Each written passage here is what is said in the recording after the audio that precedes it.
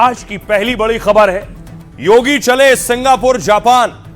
Yogi Adityanath Japan के और Singapore के दौरे पर जाने वाले हैं। यह आज की तस्वीर है योगी आदित्यनाथ की जब वो विधानसभा से निकले थे। योगी आखिर जापान क्यों जाने वाले हैं और जापान में क्यों योगी योगी हो रहा है, यह आपको बताऊंगा। और जापान से यूपी के लिए क्या लाएंगे। लेकिन योगी ने आज एमओयू साइन किया है गोरखपुर के लिए। योगी का गृह जिला है गोरखपुर। गोरखपुर में अंतर्राष्ट्रीय स्टेडियम बनना है, इंटरनेशनल स्टेडियम।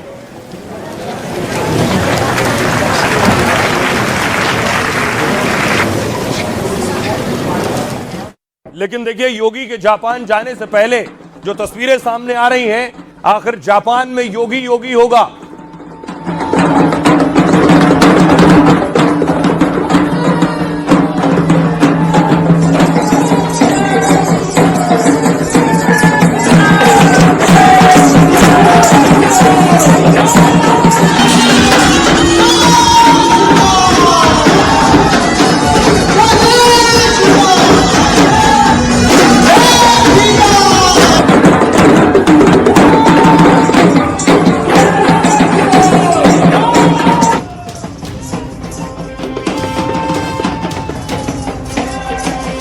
पूरी तैयारी हो गई है, डेट से लेकर ड्रेस तक फिक्स है।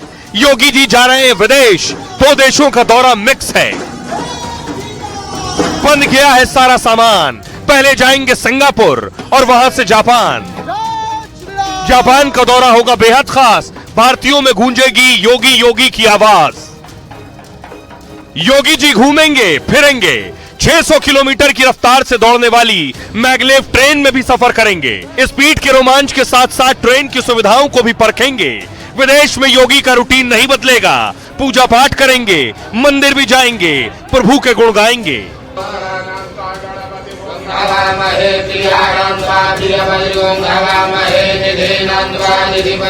योगी जी के सूटकेस में रखे गए हैं वही भगवा कपड़े, लेकिन पैरों के लिए सैंडल के बदले रखे गए हैं जूते। आपको बताऊं योगी जी आखिर क्यों जा रहे हैं जापान। 22 फरवरी को सीएम योगी सिंगापुर के लिए रवाना होंगे। 23 और 24 फरवरी को योगी की सिंगापुर में कई बैठकें होंगी। उच्च स्तरीय बैठकों के साथ वो निवेशक सम्मेलनों में भाग लेंगे। शहरी विकास, स्मार्ट सिटी, वाटर मैनेजमेंट में समझौते की उम्मीद है। इसके बाद योगी सिंगापुर से ही जापान के लिए रवाना हो जाएंगे। जापान में 25 और 26 फरवरी को योगी बैठक में शामिल होंगे। इस दौरान वो राजधानी टोक्यो, ओसाका और क्योटो भी जाएंगे जापान के। इन जगहों पर योगी निवेशकों को उत्तर प्रदेश आने का न्योता देंगे, जिससे निवेशक यूपी आए, निवेश करें और रोजगार बढ़े। यूपी को $1 ट्रिलियन वाली अर्थव्यवस्था बनाने का लक्ष्य है। इसमें आईटी, सेमीकंडक्टर, इलेक्ट्रॉनिक्स, ऑटोमोबाइल में बड़े निवेश की उम्मीद है। साथ ही पर्यटन क्षेत्र में भारी निवेश होने की उम्मीद है। सीएम के रूप में योगी की यह 5वीं विदेश यात्रा होगी। योगी म्यांमार, मॉरिशस, नेपाल, रूस का दौरा कर चुके हैं इससे पहले। योगी राज में आपको बताऊं, उत्तर प्रदेश की अर्थव्यवस्था में दरअसल बड़ा उछाल आया है।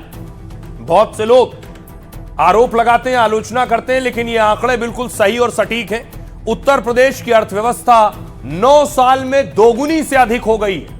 राज्य की अर्थव्यवस्था 30 लाख करोड़ रुपए से ज्यादा है आज के वक्त। 2016 में यानी योगी से पहले यूपी की अर्थव्यवस्था 13 लाख करोड़ के आसपास थी। प्रति व्यक्ति आय भी 9 साल में यूपी की दोगुनी हो गई है। उत्तर प्रदेश की प्रति व्यक्ति आय 1,26,304 रुपए हो गई। 2016-17 में यूपी की प्रति व्यक्ति आय लगभग 61,142 रुपए थी। राष्ट्रीय अर्थव्यवस्था में यानी देश की जीडीपी में यूपी का जो योगदान 16-17 में था, जब योगी नहीं आए थे, तब 8.6% था। 9 साल बाद यह बढ़कर 8.6 से 9.1% हो गया है। अब ये आंकड़े खुद गवाही दे रहे हैं यूपी में क्या हो रहा है। लेकिन जापान में मंदिर है राम जी का। योगी का प्लान जापान में मंदिर जाने का भी है।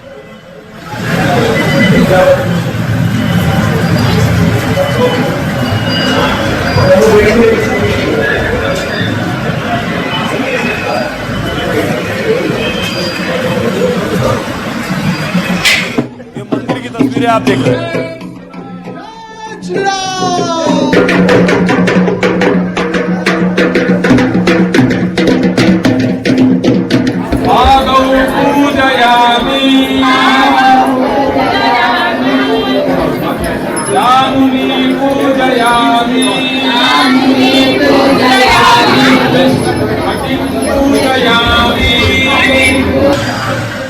योगी जी जापान में मंदिर भी जाएंगे। सीएम योगी के जापान सिंगापुर दौरे को लेकर चर्चा शुरू हो गई। सीएम योगी भगवा पहनकर विदेश जाने की बातें हो रही हैं कि योगी जाएंगे जापान और सिंगापुर। जापान यात्रा के दौरान पारंपरिक सैंडल के साथ वो जूते पहनेंगे। योगी के व्यस्त कार्यक्रम की वजह से इसका फैसला लिया गया है। जापान में योगी के हनुमान मंदिर जाने की भी चर्चा है। टोक्यो से करीब 50 किलोमीटर दूर हनुमान मंदिर स्थित है। योगी के जापान दौरे में इस मंदिर के दर्शन की चर्चा जोरों पर है। जापान में यह मंदिर भारतीय प्रवासियों की आस्था का प्रतीक भी है। सीएम योगी के दौरे की वजह से यह मंदिर बहुत चर्चा में है। यह मंदिर दो संस्कृतियों को जोड़ने वाले केंद्र के रूप में काम करता है। जापान में हिंदुओं की बढ़ती आस्था के बाद यहां भव्य श्रीराम मंदिर का भी निर्माण हुआ। जापान में इबाराकी प्रांत के बांदो में यह श्रीराम मंदिर बना हुआ है। जापान का यह पहला प्रमुख श्रीराम मंदिर माना जाता है। मंदिर में राम दरबार की प्रतिमाएं जयपुर से मंगवा कर रखी गई हैं। यहां दिवाली, बसंत पंचमी जैसे त्योहार उत्साह के साथ मनाए जाते हैं। 2023 में जापान में इस श्रीराम मंदिर का निर्माण किया गया था। तो योगी का जापान और सिंगापुर जाने का मकसद यूपी में विकास की रफ्तार को आगे बढ़ाना है और यूपी को $1 ट्रिलियन इकोनॉमी बनाना है। सुनिए योगी को। 2029 में जिस उत्तर प्रदेश के इस संसाधनों से भरपूर उत्तर प्रदेश को प्रकृति और परमात्मा की कृपा से ओतप्रोत इस उत्तर प्रदेश को, जिसको आप लोगों ने, समाजवादी पार्टी की सरकार ने और विपक्षी दलों की सरकार ने देश के बीमारू राज्यों की श्रेणी में खड़ा कर दिया था, देश की छठी 7वीं अर्थव्यवस्था के रूप में खड़ा किया था, पिछले 8 वर्ष की डबल इंजन सरकार के प्रयास से दूसरी बड़ी अर्थव्यवस्था बना है। और 29 में उत्तर प्रदेश $1 ट्रिलियन की इकोनॉमी भी बनेगा और देश की सबसे बड़ी अर्थव्यवस्था भी बनेगा। इस बात के लिए मैं पूरे सदन को आश्वस्त करता हूं। योगी का दावा है यूपी को विकास की रफ्तार में तेजी से आगे बढ़ा रहे हैं, लेकिन साथ साथ 27 में चुनाव भी है, चुनाव की तैयारी भी करनी है। लेकिन इस बीच एक बड़ी घटना हुई यूपी में, जिस सवाल हुआ, आपको याद होगा, माघ मेले में शंकराचार्य जाने की जिद कर रहे थे स्नान की, वहां साधु संतों के साथ और बटुकों के साथ मारपीट हुई।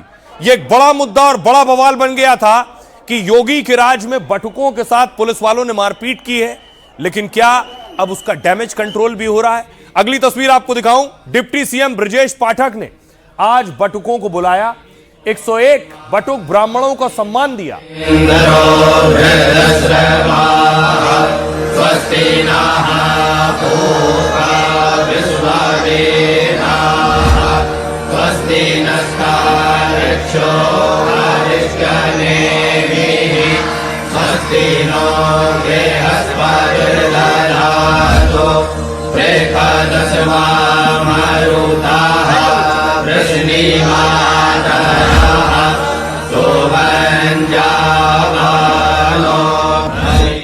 डिप्टी सीएम ब्रजेश पाठक खुद ब्राह्मण समाज से आते हैं। सियासत में बहुत सी आलोचनाएं और निंदा हुई, योगी पर भी सवाल उठाए जाने लगे शंकराचार्य वाले कांड के बाद। अब क्या हुआ?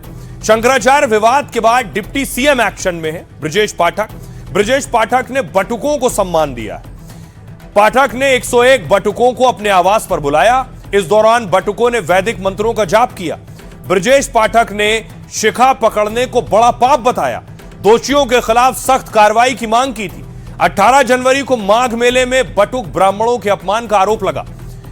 मौनी अमावस्या पर शंकराचार्य अभिमुक्तेश्वरानंद स्नान के लिए जा रहे थे। इस दौरान पुलिस पर रास्ता रोकने का आरोप लगा, साथ ही बटुक ब्राह्मणों की चोटी खींचने का इल्जाम लगा। ब्रजेश पाठक के बयान के बाद यूपी की सियासत गर्मा गई है। समाजवादी पार्टी और बीएसपी ब्राह्मणों को लुभाने में जुटी है। ऐसे में बटुकों पर का सम्मान डैमेज कंट्रोल भी माना जा रहा है। शिवपाल यादव ने इसको लेकर आज फिर बीजेपी को घेरा। शंकराचार्य का जिस तरह का अपमान हुआ, अब कितना भी ढोंग कर लें उससे कोई फायदा नहीं होगा, ये शिवपाल यादव कह रहे हैं। सुनिए जरा ब्रजेश पाठक क्या कह रहे हैं और अभिमुक्तेश्वरानंद क्या कह रहे हैं। ये चोटी खींचे जाना ये अपराध है और किसी भी धर्म की आस्था के प्रति कोई भी इस प्रकार की हरकत करना ये महापाप है। और मैंने कहा कल इसमें दोषियों को दंड मिलना चाहिए और सजा मिलेगी। जो हुआ वो गलत हुआ, बाकी विवाद। चोटी खींचने का कोई भी पक्षधर पूरी दुनिया में नहीं हो सकता। ये सनातन संस्कृति का प्रतीक है आस्था का प्रतीक है और किसी को भी टच करने का भी अधिकार नहीं। जो छुएगा जो वो तो पाप ही है और जो खींचना महापाप है। जो भी दोषी है उसमें कड़ी कार्रवाई होगी। कि भारतीय जनता पार्टी में दो विचारधाराएं निकल करके सामने आ रही हैं। एक वो जो अपनी हनक को ही सबसे उत्तम क्रियाविधि बता रहे हैं और एक वे जो परंपराओं, शास्त्रों, लोक मान्यताओं और न्याय अन्याय के सिद्धांतों के साथ अपने आप को खड़ा कर रहे हैं। ज़्यादातर लोग सत्ता के पक्ष के साथ जाते हैं, लेकिन अगर सत्ता पक्ष अन्याय कर रहा है तो बड़ी संख्या भी अंततः काम नहीं आती है। इसलिए कम सेना, कम लोगों के पक्ष वाले पांडव महाभारत के युद्ध में विजयी हो जाते हैं। कि भाई जो गद्दी पर बैठ करके अन्याय करे वही तो दुर्योधन है, वही तो कंस है। भागवत जी में क्या लिखा है? अब आइए आपको सुनवाता हूं कि जो बटुक आए थे खुद डिप्टी सीएम के हैं, उन्होंने सम्मान से नवाजा। उन्होंने भी अभिमुक्तेश्वरानंद और शंकराचार्य के साथ क्या हुआ, पुलिस ने क्या किया वो देखा। वो क्या कह रहे हैं उन्हें सुनिए। आज तो नाना प्रकार की गवर्नमेंट व्यवस्था करती है। जब व्यवस्था नहीं थी तब लोग जाते थे, तब भी शंकराचार्य भगवान जाते थे, रामानुजाचार्य भगवान जाते थे, उनके समस्त परिकर शिष्य जाते थे। आज अगर तो व्यवस्था है तो इसका मतलब ये नहीं कि उस परंपरा का अनादर किया जाएगा, ये गलत है। यहाँ का महत्व सनातन में उतना ही है जितना सनातन है उतनी ही शिखा है। देखिए जहाँ शिखा नहीं होगी वहाँ सनातन नहीं होगा। सनातन की पहचान शिखा से है। हमने उनको यही आशीर्वाद दिया कि जो ये कार्य कर रहे हैं, धर्म का कार्य है, सत्कर्म है, इस पे चलते रहें और साधु संतों की रक्षा, बटुक ब्राह्मणों की रक्षा आप हमेशा करते रहिए, यही आशीर्वाद दिया। और मैं योगी आदित्यनाथ जी को भी बहुत धन्यवाद करता हूँ, केशव प्रसाद मौर्य जी को भी बहुत धन्यवाद करता हूँ कि उनकी भी दो शब्द हमको प्राप्त हो, हमारे लिए प्राप्त हो, कि जो साधु संतों का अपमान हुआ है उसके बारे में प्राप्त हो। वेद ही शिव है, शिव ही वेद है। वेद को पढ़ने वाला शिव के समान, और आपने शिव के समान मतलब उन बटुक विद्यार्थियों के साथ, हमारे जैसे बटुक विद्यार्थियों के साथ इतना गलत मतलब ऐसा दुर्व्यवहार किया गया है, ये बहुत ही गलत काम हुआ है। इसको मतलब ऐसा कभी ना हो। और माननीय ब्रजेश पाठक जी ने जो मतलब हम लोग की तरफ से ये आवाज़ उठाई है, इनको हमारे पूरे विद्यालय की तरफ से बहुत बहुत धन्यवाद और आभार। देखिए, हमारे जो यशस्वी उप मुख्यमंत्री ब्रजेश पाठक जी हैं, वो एक ऐसे पहले प्रथम नेता हुए हैं जिन्होंने सदन के अंदर ब्राह्मणों के पक्ष को रखा। ब्राह्मणों के साथ जो अत्याचार हुआ उसको सदन के अंदर रखा। जो ब्राह्मणों की शिखा पकड़ी गई उसको सदन में रखा कि ऐसे व्यक्तियों को चिन्हित करके दंडित करने का कार्य किया जाएगा। तो मैं ही नहीं, पूरा ब्राह्मण समाज उनको आशीर्वाद दे रहा है कि उन्होंने हम लोगों के पक्ष को पहले एक ऐसे नेता हुए जिन्होंने सदन के अंदर रखा। तो उनको बहुत बहुत साधुवाद। मैं आदरणीय श्री ब्रजेश पाठक जी को धन्यवाद देना चाहता हूं। उनका बहुत बहुत साधुवाद, जो उन्होंने हम सभी बटुकों की बात को सदन के अंदर रखा गरिमामय में, और श्री ने आश्वासन दिया सभी को कि जो है चिन्हित करके इनको दंडित किया जाए। क्या 27 से पहले यूपी में ऑल इज वेल करने की तैयारी है? उसकी एक तस्वीर और नजर आई। खुद भागवत संघ प्रमुख योगी आदित्यनाथ से मिले, तो उसके बाद डिप्टी सीएम केशव प्रसाद मौर्य और ब्रजेश पाठक से भी मिले। 2027 चुनाव को लेकर यूपी में बैठकों का दौर जारी। कल आरएसएस प्रमुख मोहन भागवत और योगी की बैठक हुई। 40 मिनट तक यह अहम मुलाकात हुई। संगठन सरकार समन्वय को लेकर यह बैठक हुई। योजनाओं से लेकर जमीनी स्तर के कार्यकर्ताओं पर बात हुई। योगी के बाद मोहन भागवत दोनों डिप्टी सीएम से मिले। दोनों डिप्टी सीएम से मुलाकात अलग अलग हुई। भागवत से करीब 20 मिनट तक दोनों नेताओं की बैठक हुई। सरकार, संगठन और संघ के बीच समन्वय के नजरिए से बैठक अहम थी। संघ प्रमुख मोहन भागवत लखनऊ के 2 दिन के दौरे पर थे और इस दौरान भागवत मुलाकातों के साथ कई कार्यक्रम में शामिल हुए। इन तीनों ही मुलाकात की उत्तर प्रदेश में चर्चा हो रही है। संघ में आने वाले महीनों में कुछ बदलाव होने वाले हैं कुछ वक्त में। इसमें यूपी में संघ के पदाधिकारियों के काम में भी बदलाव की चर्चा है। संघ योगी आदित्यनाथ के साथ मजबूती से खड़ा है। अखिलेश के पीडीए समीकरण को भी भेदने का प्लान है। अटकलें हैं कि मुलाकात में 2027 के एजेंडे पर भी चर्चा हुई होगी। सुनिए जरा सियासतदान क्या कह रहे हैं। चीफ मिनिस्टर उसी सरकार में हैं जिसमें पूजनीय शंकराचार्य जी का अपमान किया है। अब कितना भी ढोंग कर लें, बटुकों को ला करके कितना भी ढोंग कर लें, जब पूजनीय शंकराचार्य जी का अपमान हुआ है तो उनके सम्मान में उनको इस्तीफा दे देना चाहिए। निश्चित है, देखिए जो हिंदू धर्म की जो व्यवस्था है उस व्यवस्था के तहत जो माननीय ब्रजेश पाठक जी ने बोला है, स्वाभाविक है कि किसी की चोटी पकड़ना हिंदू धर्म की रीति में खिलाफ है, अन्याय है, और उस बात को उन्होंने कहा है। तो निश्चित है जो हिंदू धर्म की रीति है, नीति है, तो उसमें पाप और पुण्य है, तो पाप लगने की बात जो उन्होंने कहा है सही कहा है। डिप्टी सीएम साहब का विषय है तो ब्राह्मणों का पूजन अर्चन सम्मान वंदन वो शास्त्रानुसार भी और व्यक्तिगत रूप से हमेशा हम करते ही रहे हैं, उनका पूरा सम्मान भी है। किसी भी रूप में किसी का अपमान उनका निंदा होने का प्रश्न ही नहीं है।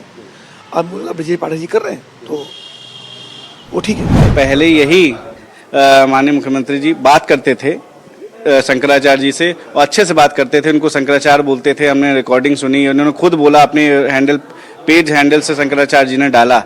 आज वो कह रहे हैं ये शंकराचार्य नहीं है, तो आप बताइए शंकराचार्य है कौन?